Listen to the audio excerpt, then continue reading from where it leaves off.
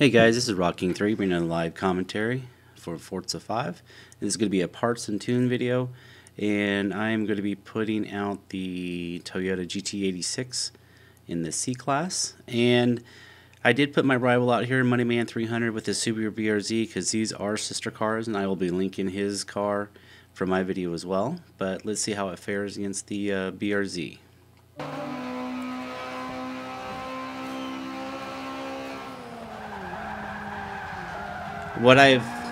This is actually my favorite car, this BRZ, and I do like this Toyota GT86. I do like the BRZ as well, but it's kind of one of those things where Moneyman kind of took to the BRZ and I kind of took to the GT86, and they were very similar, so no heartburn there.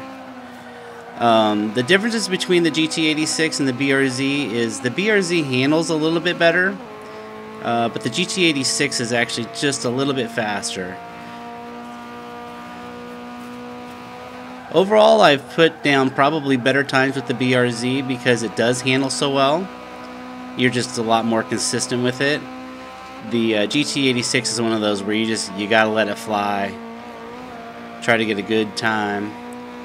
And you probably have seen this car before. I featured this car in the Last the First, both in the C-Class and the B-Class. So it is a really, really good car. Right now I'm about 75th on this track with this car, and we're seeing if we can improve that right now in our one lap test here.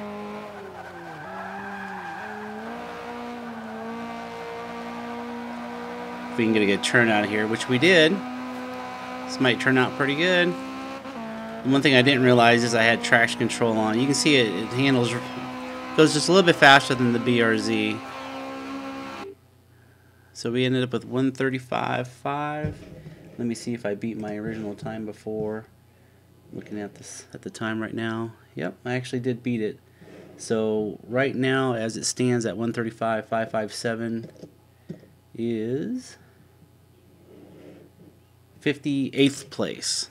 So not too bad. Alright guys, let's go to the parts bin. Let's see what's on this car. See you in a second. Alright, and we're back. And I just wanted to show you the standings real quick. So I ended up 60th. I guess I was a little bit off on the time there. So not too bad. I will have to rerun that though, so I don't have traction control on. So I don't hurt my hardcore standings. No big deal there. But I really do like this GT86. It's a very versatile car. It's really good on these tracks. It's really good on a lot of tracks. It's good in multiplayer. Just all around great car. This is a must-have for your C-Class. Alright, so let's go through the engine swaps first. No engine swap, no drivetrain swap. And we do have the centrifugal supercharger. They gave us 34 horsepower for 25 PI. Not too bad for C-Class. Alright, let's go through the engine parts.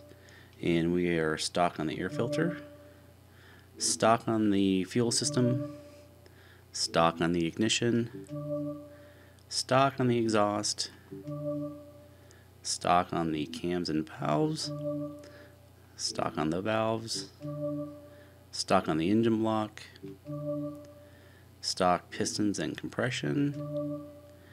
And we actually were not able to add any horsepower there, so we have the street centrifugal supercharger, so no upgrade there. And no intercooler, no stock on oil cooling, and no flywheel. That's pretty typical. No flywheel for me is pretty typical. We're going to have race brakes, we're going to have the race spring and dampers, race anti-roll bars. We have the full chassis, take down the PI a little bit. We have full weight reduction. That is always so hard for me to say for some reason. We have the stock clutch. We have the sports transmission. And that was to make it so it was adjustable. And you can see it, I think it was like, what? It was actually down 2 PI. So it was well worth getting. Stock driveline, and of course we have the race differential. Say that the same way every single time. tires, we were able to get to the sport tire compound. As high as we go. We have the two 25/30s front tire width.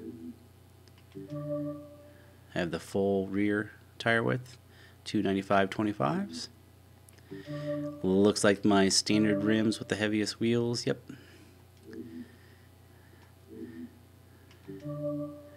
And we have full rim size. That might be something worth trying. If you want to try to squeeze a little bit more out, maybe you could get rid of those, but I'm not sure how it would handle. It's worth a try.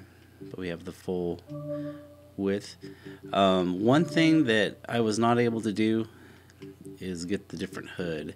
That was one thing that you can do on the Subaru, but you can't do on this one. And I have the race or the Forza front wing and the Forza rear wing as normal.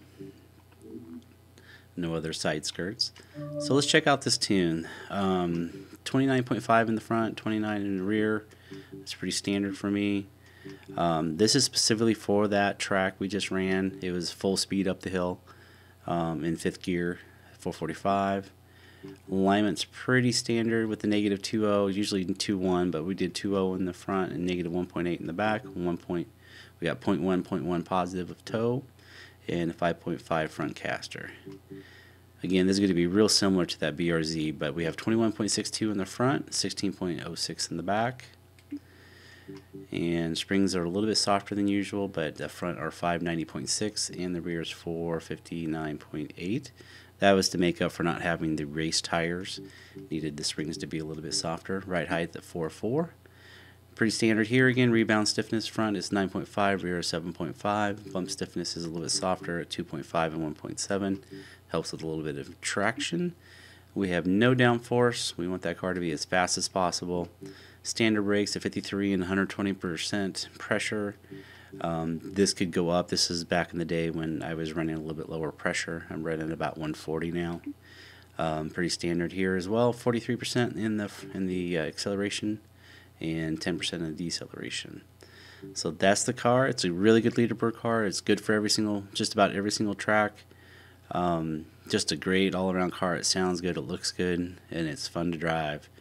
Again, don't forget to check out Moneyman 300's sister Subaru BRZ C-Class car. We also have sister cars in the B-Class as well, and that will be coming up here tomorrow. Thanks a lot for watching, guys. We'll catch you in the next video. Later.